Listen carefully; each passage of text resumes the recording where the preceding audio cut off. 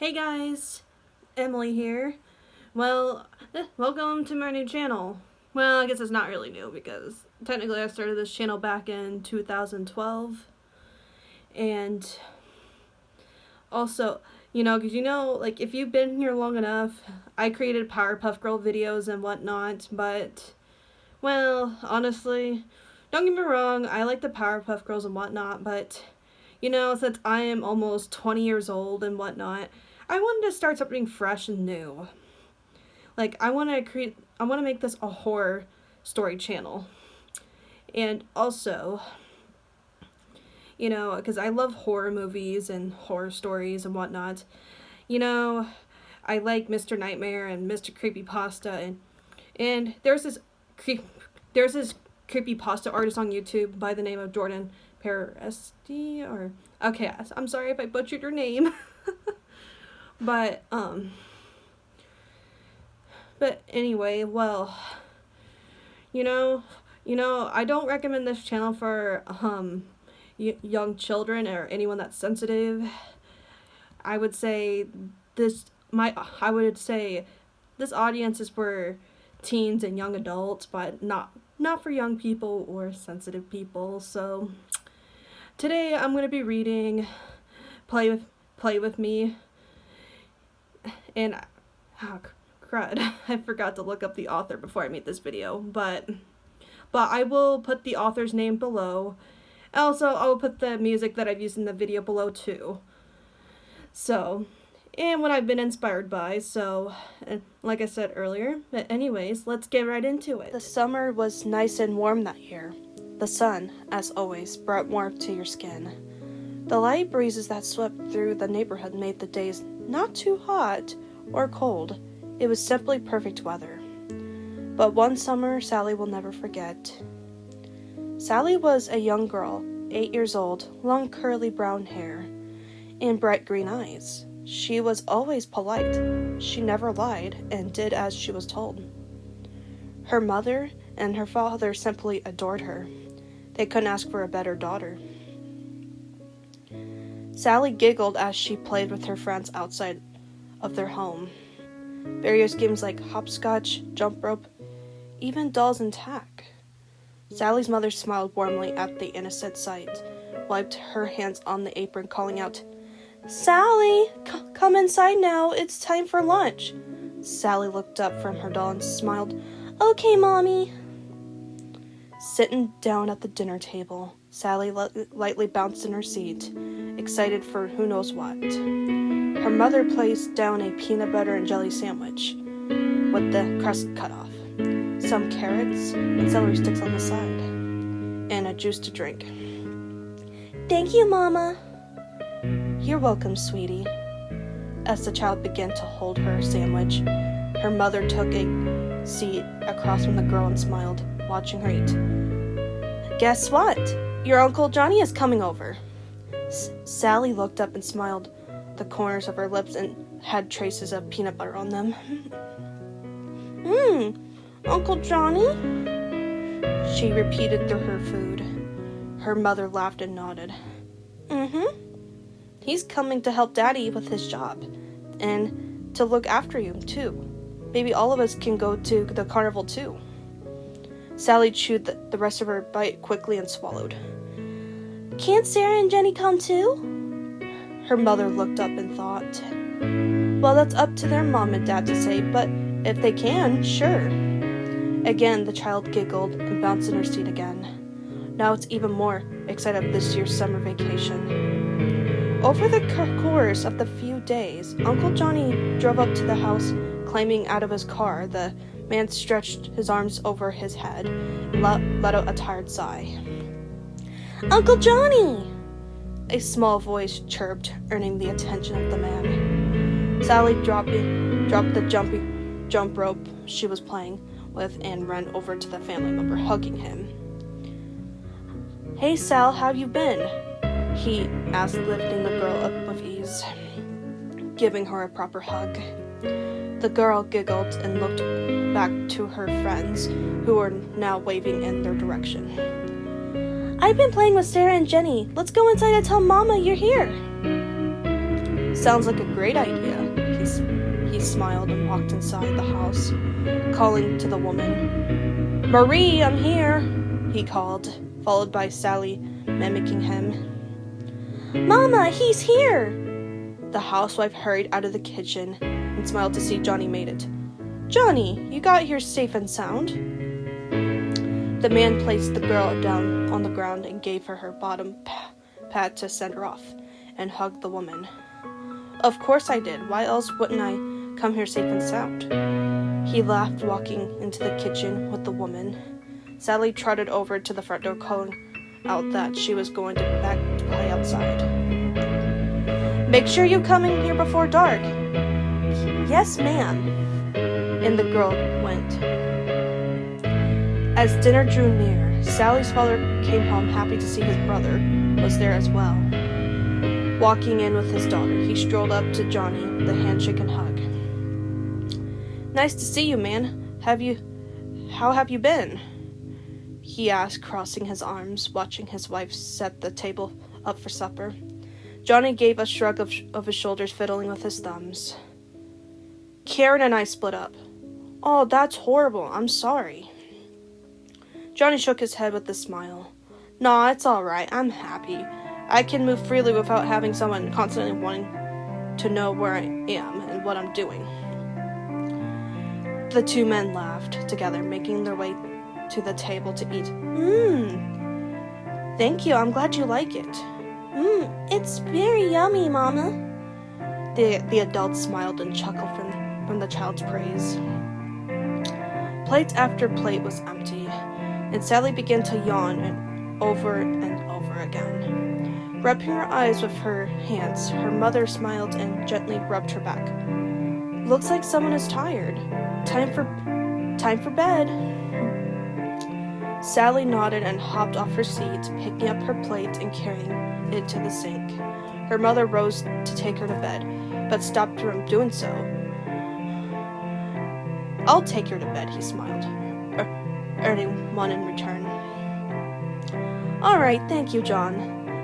The man nodded, watching the woman make her way to clean the dishes and put away any leftovers, then looked over to see his brother leave for the bathroom to wash up, followed after the young girl to her room. John smiled and closed the door behind him, watching the girl rummage around through her dresser for pajamas to wear. You need any help? He asked, watching the girl look up and nod. Okay, let's see what you got. The man waltzed up alongside her and began looking through her various pajamas. You got some strawberry printed ones. I'll bet you smell just like them in your dreams. He took the shirt up and showed her, giving it a few inhales. Sally giggled and shook her head, indicating she didn't want to wear the strawberry pajamas.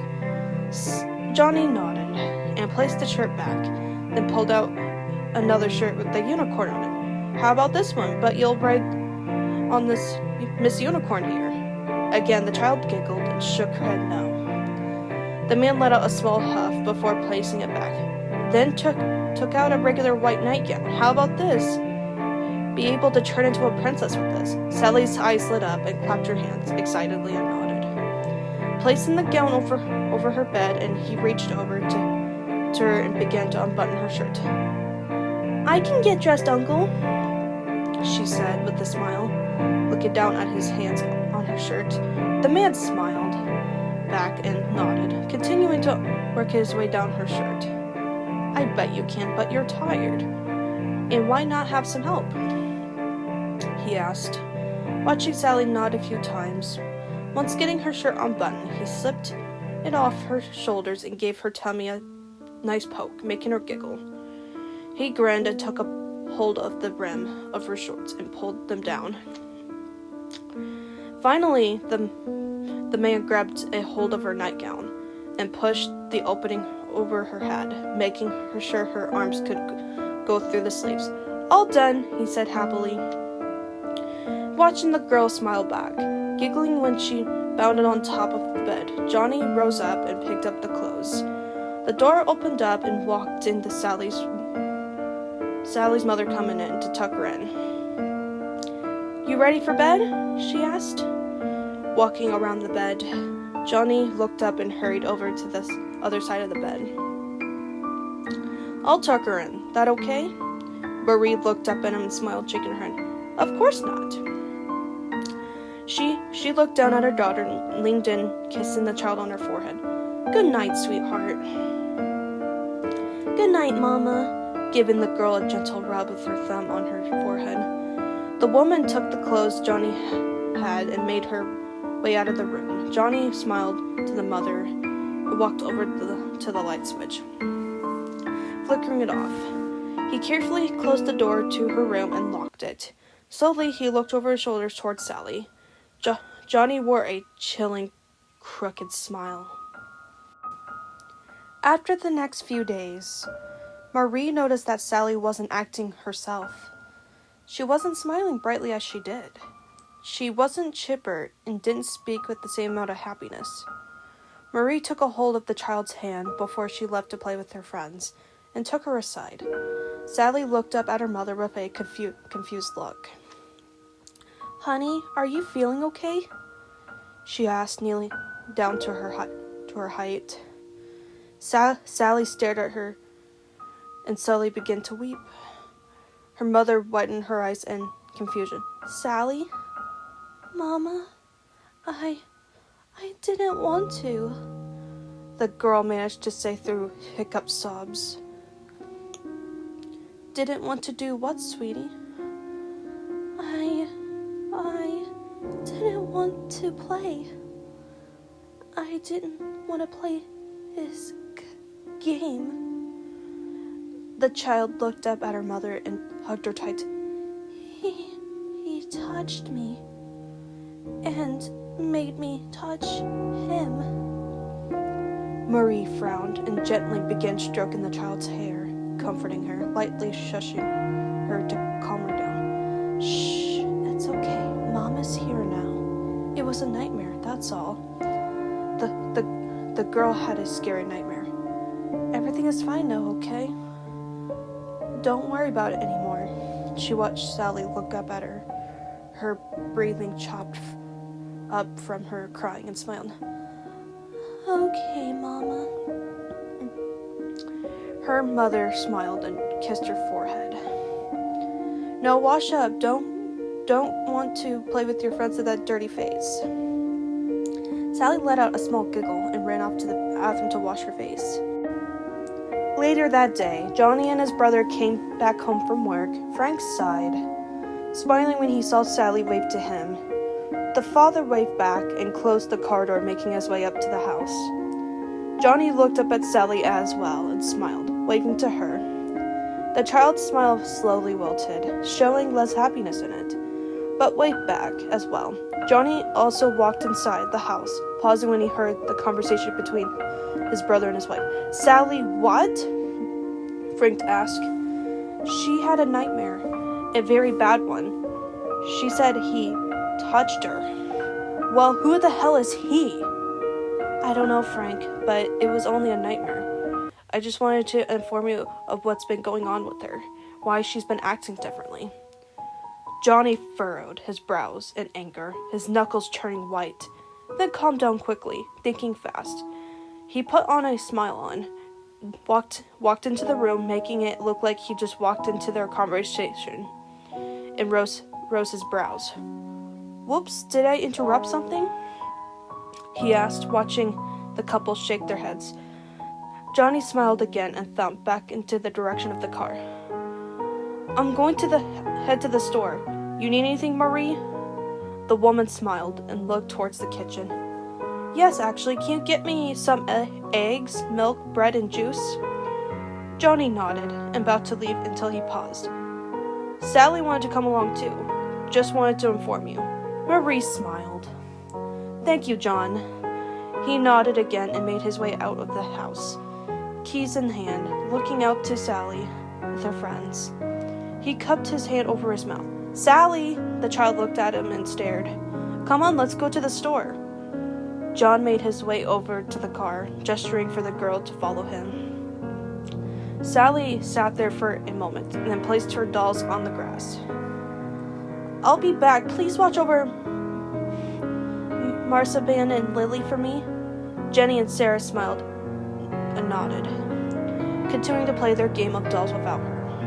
Sally reluctantly made her way around the car, climbing into the passenger seat, and buckled herself in. "Did Mama want you to go to the store?" she asked. Johnny nodded and put the keys in the ignition, turning it on and backed out of the driveway. "Yep, she wants me to go to the store to get food for her. Maybe I can get you something too." He grinned, looking down at the child. Sally nervously smiled back and looked ahead, watching the scenery pass by. As soon as they got to the road leading to the store, Sally noticed he wasn't slowing down to turn into the parking lot. She furrowed her brows and confused and looked at him. "Uncle Johnny, the store's back that way," she said, pointing in the direction of the Whole Foods store. But nothing came from the man. He just continued driving, a very faint smile on his face. The child sat up and looked past the back seat, watching the store slowly grow smaller until it was out of sight. Realizing they weren't going to the store, the child watched her uncle drive into the small parking lot into the community park near town. No one went there on Sundays. Sally felt nervous. Her breath quickened, watching the man with the white eyes. Johnny put the car into park and turned the ignition off, looking into the child, anger obviously showing in his features. "You told your mom what happened, didn't ya?" he asked, watching the girl frantically shake her head no. "You're not playing the game right, Sally." His tone almost had a slight singing to it. The man reached over, pulled the girl to him, ignoring the struggling she was putting up, and whimpering her pleas. "You said you played the game with me, Sally, and you lied to me." Opening the car door beside him, the man climbed out along with the child and shoved her into the ground, quickly pinning her down, ignoring the cries, writhing the child was making. "You have to be punished now for breaking the rules," he said, in the slight singing songy tone, and began to unbuckle his belt. This just in, a couple finds the body of an 8-year-old Sally Williams in the community park. The week-long search is now closed. More tonight at 9. She could have sworn she closed her door before climbing into bed. Guess I forgot. Getting up from the warmth and comfort of her bed, the teen made her way across the room and shut the door. Before she could climb back into her covers, a creak outside in the hall rose up. Was her parents up? They must have checked in on her to see if she was asleep or something. As soon as she got her legs covered up, the teen froze to hear a faint sound of crying. Though it sounded like a child. Slowly rising up from the bed once more, the girl made her way to her door and opened it. The crying seemed to be louder outside her room. Peering down the darkness, the teen crept down the hallway, following the sounds of the whimpering. Once getting to the end of the hall, the girl gasped. Sitting on the floor in front of her, the moonlight window, was a little girl. She was hunched over, crying. How did she get into their house? Through the window? Swallowing hard, the teen spoke up. Who are you? How did you get into my house?" she asked. Suddenly, the crying stopped. The child slowly moved her trembling hands away from her face, looked behind her, twitching lightly. Blood replaced her tears. Staining her hands, there was a deep clot of blood and hair on the side of her head, blood leaking from the wound down her face and onto her dirty nightgown. Her bright green eyes seemed like they saw right through her soul. "This is my house," the child spoke, her voice raspy, sounding as if she was struggling to speak. The girl's body twitched and wiggled oddly as she rose up to her feet and turned to face the teen. Her feet were dirty, as if she'd been running through the mud. Scrapes covered her knees in legs, and the end of her gown was torn and tattered. The name Sally was soon in the front. Reaching out with her blood-soaked hand, the girl slightly smiled, blood staining her teeth as she spoke. "Will you play with me?"